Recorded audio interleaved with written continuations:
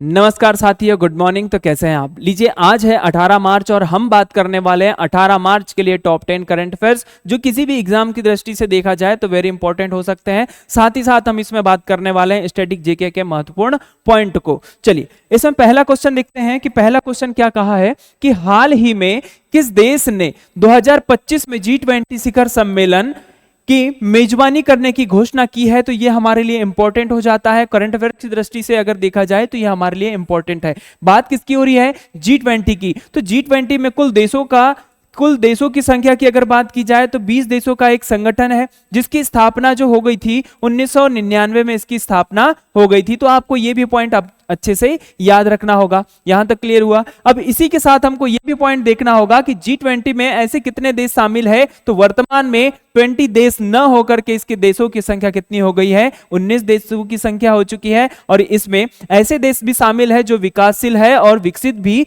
देश है, वो भी इसमें शामिल है। तो चलिए यहां पर देखते हैं कि मेजबानी करने की घोषणा किस देश ने की है, कि दक्षिण अफ्रीका ने, ब्राजील ने, भारत ने या फिर जापान ने। तो यहां पर इसका सही आंसर आपको मिल जाएगा। दक्षिण अफ्रीका के द्वारा जो है 2025 की मेजबानी करने की घोषणा कर दी गई है। यहां तक क्लियर हुआ। इसी के साथ अगर हम देखें ऑप्शन के अकॉर्डिंग अगर देखें तो यहां पर ब्राजील आपको नजर आ रहा है। तो ब्राजील ने 2024 में इसकी जो बैठक आयोजित की गई थी, 2023 में भारत में इसकी बैठक आयोजित की गई थी। तो यहां पर इस प्रकार से आपको जो है इन पॉइंटों को अच्छे से याद रखना होगा। ठीक है, 2023 में कहां आयोजित की गई? भारत में, 24 में ब्राजील में, दक्षिण अफ्रीका में कहां, कब? 2025 में। तो इसी के अनुसार हमें यहां पर इनकी राजधानियों के बारे में भी आपको याद होना चाहिए कि दक्षिण अफ्रीका की राजधानी क्या है। तो दक्षिण अफ्रीका की राजधानी 3 है। तो आपको ये तीनों राजधानियां आपको पता होनी चाहिए। एक है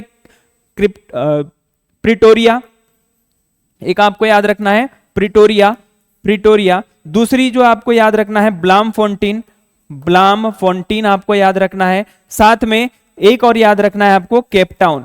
तो ये जो है आपको जो है 3 राजधानियां वाला देश आपको याद होना चाहिए। कौन सा है? दक्षिण अफ्रीका है। तो इसमें G20 देशों की यहां पर जो है बैठक आयोजित की जा रही है। अगला क्वेश्चन है, हाल ही में प्रधानमंत्री मोदी को किस देश के सर्वोच्च नागरिक पुरस्कार से सम्मानित किया गया? तो यहां पर वेरी इंपॉर्टेंट क्वेश्चन हो जाएगा, क्योंकि जो है हाल ही में मॉरिशस देश की यात्रा में है। किस देश की यात्रा में है? मॉरिशस देश की यात्रा में है। तो इसीलिए मॉरिशस के प्रधानमंत्री के द्वारा जो है इन्हें जो है वहां का मॉरिशस का सर्वोच्च नागरिक पुरस्कार से सम्मानित किया गया। बात कर लेते हैं भारत के सर्वोच्च नागरिक सम्मान की। तो भारत का सर्वोच्च नागरिक सम्मान कौन सा है? भारत रत्न आपको याद रखना होगा। ठीक है, भारत रत्न आपको याद रखना है। यहां तक क्लियर हुआ। चलिए अब यहां पर देखते हैं कि किस देश के नागरिक पुरस्कार से सम्मानित किया गया। तो जापान, चीन, जर्मनी, मॉरिशस। तो इसका सही आंसर हमें मिल गया मॉरिशस। मॉरिशस की राजधानी की अगर बात की जाए तो पोर्ट लुइस इसकी राजधानी है। कौन सी है? पोर्ट लुइस इसकी राजधानी है। यहां तक क्लियर हुआ।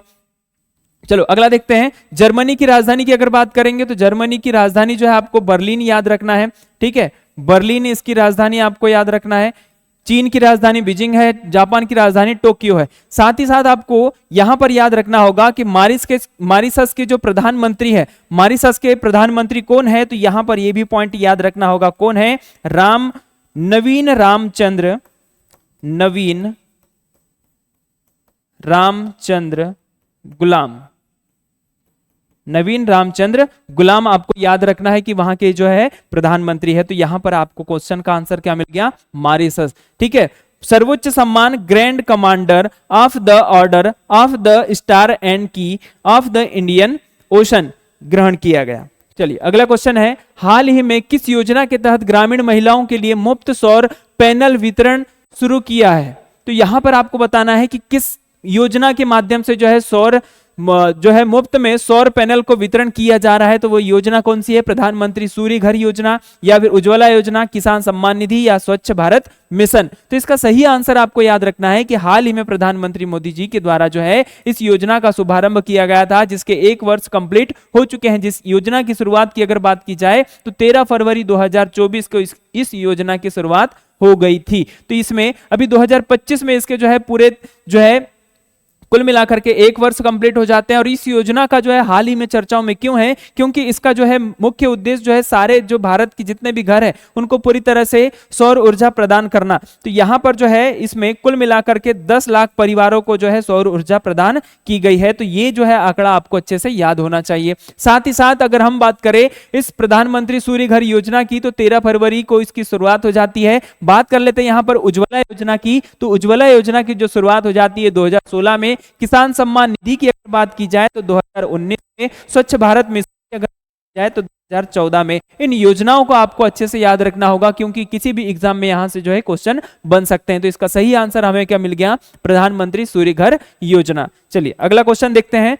हाल ही में किस संगठन ने ग्लोबल क्लाइमेट रिपोर्ट 2025 जारी की? तो वेरी इंपॉर्टेंट हो जाता है। और ये वेरी इंपॉर्टेंट क्यों हो जाता है, तो यहां पर आपको समझना होगा, क्योंकि जो है ये ग्लोबल क्लाइमेट रिपोर्ट जारी की गई है 2025 में, कि मतलब जो है जनवरी माह जो है सबसे गर्म माह आपने यहां पर जो है इसमें बताया गया है कि ग्लोबल क्लाइमेट रिपोर्ट के अनुसार जो है जनवरी माह से ही जो है ये जो है ग्लोबल वार्मिंग की स्थिति बढ़ते जा रही है। ठीक है, तो इसकी रिपोर्ट जारी कौन करता है? तो क्या यूएनईपी करता है, क्या यूएनईपी या फिर डब्ल्यूएमओ या फिर आईपीसीसी या फिर विश्व बैंक? तो यहां पर इसका सही आंसर आपको याद रखना होगा, डब्ल्यूएमओ के द्वारा जो इसकी रिपोर्ट जारी की गई है। और इस डब्ल्यूएमओ की जो स्थापना जो हो जाती है 1950 में इसकी स्थापना हो जाती है। कब हो जाती है? 1950 में इसकी स्थापना हो जाती है। यूएनईपी की स्थापना की अगर बात की जाए तो 1972 में इसकी स्थापना हो जाती है। आईपीसीसी जो है बन जाता है 1988 में बन जाता है। साथ ही साथ वर्ल्ड बैंक की अगर बात की जाए तो 1945 में इसकी स्थापना हो जाती है। तो इसका सही आंसर हमें क्या मिल गया? डब्ल्यूएमओ। अगला क्वेश्चन है, हाल ही में किस राज्य ने 2025 में हरित ऊर्जा नीति लागू की है? तो वेरी इंपॉर्टेंट क्वेश्चन हो जाता है। जैसे आप चित्र में देख पा रहे हैं कि पूरी तरह से जो है सौर ऊर्जा को बढ़ावा दिया जा रहा है। तो यहां पर वो राज्य कौन सा है? महाराष्ट्र है, गुजरात है, राजस्थान है, तमिलनाडु है। तो इसके यहां पर आपको याद रखना है कि हाल ही में जो है राजस्थान सरकार के द्वारा जो है हरित ऊर्जा नीति को लागू किया गया है। इससे पहले जो है जैसे तेलंगाना राज्य ने भी अपने राज्य में लागू किया, ठीक है, तेलंगाना राज्य ने भी लागू किया। उसके बाद में हिमाचल प्रदेश राज्य ने भी जो है अपने राज्य में हरित ऊर्जा नीति लागू किया है। लेकिन अभी करंट अफेयर्स के मामले के अनुसार देखा जाए तो राजस्थान ने अपने राज्य में हरित नीति लागू किया है। तो यहां पर ये आंसर जो आपके लिए सही हो जाएगा। चलिए अगला क्वेश्चन देखते हैं। इसी के साथ अगर भारत की अगर बात कर ले तो भारत ने कार्बन उत्सर्जन की अगर बात की है तो कार्बन उत्सर्जन पूरी तरह से जो है भारत ने शून्य करने की जो योजना रखी है 2070 तक, 2070 में जाकर के भारत जो है कार्बन का उत्सर्जन क्या कर लेगा? 0% कर लेगा। ऐसा जो है सरकारी आंकड़ों के अनुसार है। चलिए अगला है, हाल ही में किस राष्ट्रीय फिल्म पुरस्कार 2025 में सर्वश्रेष्ठ अभिनेता का पुरस्कार किसे मिला है? तो जैसे आप चित्र में देख पा रहे हैं वह अभिनेता कौन है? विक्की कौशल है। बात कर लेते हैं राष्ट्रीय फिल्म पुरस्कार की, तो राष्ट्रीय फिल्म पुरस्कार की जो स्थापना हो जाती है 1950 से इसकी जो है शुरुआत हो जाती है। प्रतिवर्ष ये पुरस्कार दिया जाता है। इस बार का किसे दिया गया है? विक्की कौशल को दिया गया है। चलिए, हाल ही में किस अंतर्राष्ट्रीय संगठन ने भारत को 2025 में स्थायी सदस्यता देने का प्रस्ताव रखा है? कि वेरी इंपॉर्टेंट ये हो जाएगा, किस संगठन की बात हो रही है, तो यहां पर वो संगठन बताना होगा कि वह संगठन कौन सा है जिसमें बार बार जो है भारत को स्थायी सदस्य देने की बात की जाती है, लेकिन एक जो देश जो है उसको पूरी तरह से नकार देता है कि हम इसको जो है स्थायी सदस्य देशों की संख्या में काउंट नहीं करेंगे। वह देश आपको याद रखना है, जैसे चीन। तो वह संगठन कौन सा है? क्या संयुक्त राष्ट्र है, नाटो है, विश्व व्यापार संगठन है, या फिर G7 है? तो इसका सही आंसर आपको याद रखना है, संयुक्त राष्ट्र संगठन में भारत को जो है स्थायी सदस्यता देने की का प्रस्ताव यहां पर रखा गया है। बात कर लेते हैं संयुक्त राष्ट्र की, बात कर लेते हैं तो यहां पर याद रखना होगा संयुक्त राष्ट्र की अगर स्थापना की बात की जाए तो 1945 में इसकी स्थापना हो जाती है। इसका मुख्यालय की अगर बात की जाए तो न्यूयॉर्क के मैनहट्टन द्वीप में इसका जो है मुख्यालय आपको मिल जाएगा। साथ ही साथ जो है अमेरिका में मिल जाएगा। इसके प्रमुख की अगर बात की जाए तो प्रमुख जो है इसके वर्तमान में एंटोनियो गुटेरस। तो यहां पर जो है आपको इन पॉइंट को अच्छे से याद रखना होगा। साथ ही साथ जो है किस देश से संबंधित है, तो पुर्तगाल से संबंधित है। तो ये भी पॉइंट आपके लिए इंपॉर्टेंट हो जाता है। बात कर लेते हैं इस संयुक्त राष्ट्र की अगर हम बात कर रहे हैं तो इसमें जो है स्थायी सदस्य देश अभी कितने हैं, तो स्थायी सदस्य देश जो है कुल मिलाकर के 5 स्थायी सदस्य देश है। जब तक ये पूरी तरह से सारे देश राजी नहीं हो जाएंगे तब तक भारत को पूरी तरह से इसमें परमिशन नहीं मिलेगी शामिल होने के लिए। तो इस पॉइंट को आपको अच्छे से याद रखना होगा। चलिए अगला देखते हैं। हाल ही में किस भारतीय कंपनी ने 5G तकनीकी में निवेश की घोषणा की है कि अब जो है 5G तकनीकी में निवेश आप भी कर सकते हैं। तो यहां पर बताना है वह कौन सी कंपनी है। टाटा है, रिलायंस जियो है, भारती एयरटेल है, वोडाफोन आइडिया है। तो यहां पर इसका सही आंसर आपको याद रखना होगा, रिलायंस जियो कंपनी के द्वारा जो है इसमें जो है निवेश करने की घोषणा की गई है। इस रिलायंस कंपनी की जो शुरुआत हो जाती है 1958 में हो जाती है और 1958 के बाद 1973 में इसका नाम बदल करके रिलायंस इंडस्ट्रीज लिमिटेड कर दिया जाता है। तो यहां पर आपको याद रखना होगा, ठीक है। रिलायंस इंडस्ट्रीज की अगर बात की जाए तो जो है इसके संस्थापक की अगर बात की जाए तो संस्थापक कौन थे, तो धीरू भाई अंबानी इसके संस्थापक थे। तो आपको इन पॉइंटों को भी अच्छे से याद रखना होगा, ठीक है। भारत देश में अभी जो है रिलायंस 5G के माध्यम से 5G को भी जो है लॉन्च किया जा रहा है। तो इस पॉइंट को अच्छे से याद रखना होगा। अगला क्वेश्चन है, हाल ही में किस नदी पर भारत का सबसे लंबा केबल स्टे ब्रिज पूरा हुआ है, ठीक है।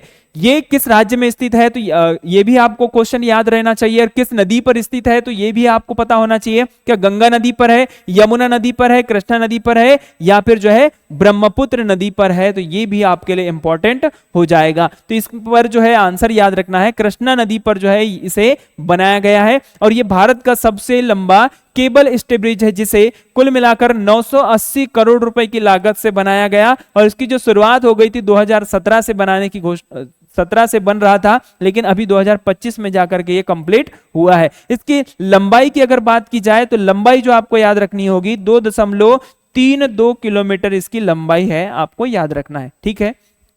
किस नदी पर, कृष्णा नदी पर, जो भारत की तीसरी सबसे लंबी नदी आपको याद रखना है। 1401 किलोमीटर इसकी लंबाई है कृष्णा नदी की। चलिए अगला क्वेश्चन देखते हैं।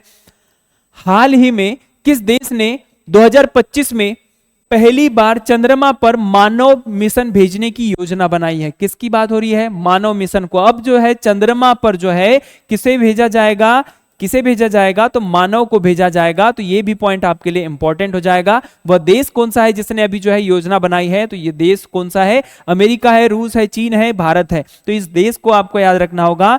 भारत के द्वारा जो है इसे जो है चंद्रमा पर भेजने की योजना चल रही, किसे, मानव को भेजने की योजना चल रही है। इससे पहले भारत ने इसरो के माध्यम से, इंडियन स्पेस रिसर्च ऑर्गेनाइजेशन के माध्यम से कुल मिलाकर के 3 मिशन भेजे हैं। जो 3 मिशन आपको याद होने चाहिए। पहला मिशन जो गया 2008 में गया, दूसरा मिशन जो गया 2019 में गया, तीसरा मिशन जो गया 2023 में गया, ठीक है। तो यहां तक हमने जो है इस पॉइंट को अच्छे समझ लिया है कि यहां पर जो है चंद्रमा पर कितने मिशन भेजे हैं और किसके द्वारा भेजे गए हैं, ठीक है। भेजने वाली कौन सी संस्था, इसरो है। और भारत की जो है अंतरिक्ष में अन्वेषण करने का जो है कार्य कौन करती है, इसरो करती है। तो यहां पर याद रहेगा, ठीक है। तो इस पॉइंट के अनुसार हमने जो है टॉप 10 करंट अफेयर्स को समझ लिया है, किस प्रकार से क्वेश्चन बनते हैं हमने इस पॉइंट को भी समझ लिया है। तो आप जो है बने रहिए, मिलते हैं नेक्स्ट वीडियो में। और आप जो है हमारे चैनल को लाइक शेयर सब्सक्राइब जरूर कीजिएगा। मिलते हैं नेक्स्ट वीडियो में, तब तक के लिए नमस्कार।